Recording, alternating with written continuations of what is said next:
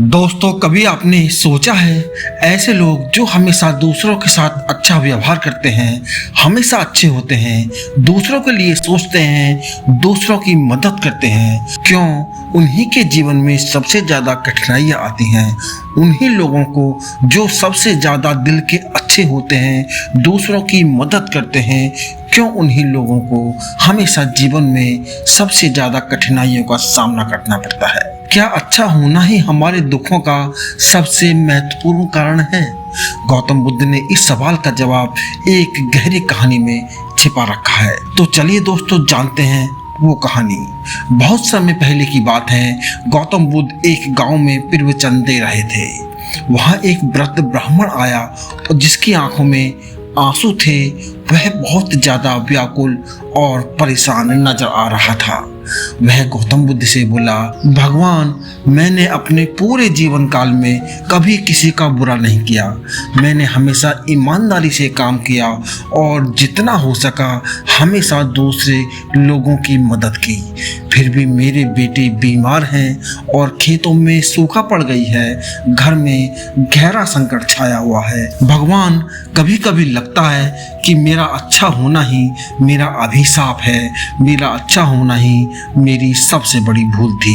गौतम बुद्ध मुस्कुराए और उन्होंने पास में रखा एक पत्थर का टुकड़ा उठाया और ब्राह्मण को दे दिया और फिर ब्राह्मण से बोले, इसे आप नदी में फेंक दो। ब्राह्मण ने वैसा ही किया जैसा बुद्ध ने बोला था। ब्राह्मण ने वह पत्थर नदी में फेंक दिया। उसके बाद गौतम बुद्ध ने ब्राह्मण से कहा कि अब जाओ और उस पत्थर को वापस निकाल कर लाओ। ब्राह्मण ने गौतम बुद्ध से कहा, भगवान, ये कैसे संभव है?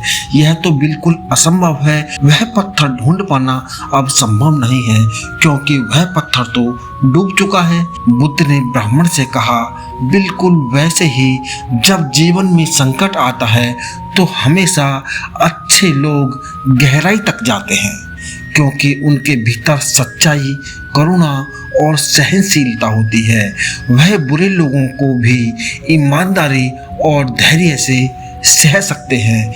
यही कारण है कि अच्छे लोग दुखों को भी सहन कर पाते हैं, जबकि कई लोग छोटे दुखों से ही टूट जाते हैं, छोटे दुखों से ही बिखर जाते हैं। गौतम बुद्ध ने बताया, अच्छे लोगों को दुख इसलिए नहीं आते कि वह अच्छे हैं, बल्कि इसलिए आते हैं क्योंकि वह उन्हें सहन करने की शक्ति रखते हैं। दुख हमेशा अच्छे इंसानों की गहराई और मजबूती को निखारता है।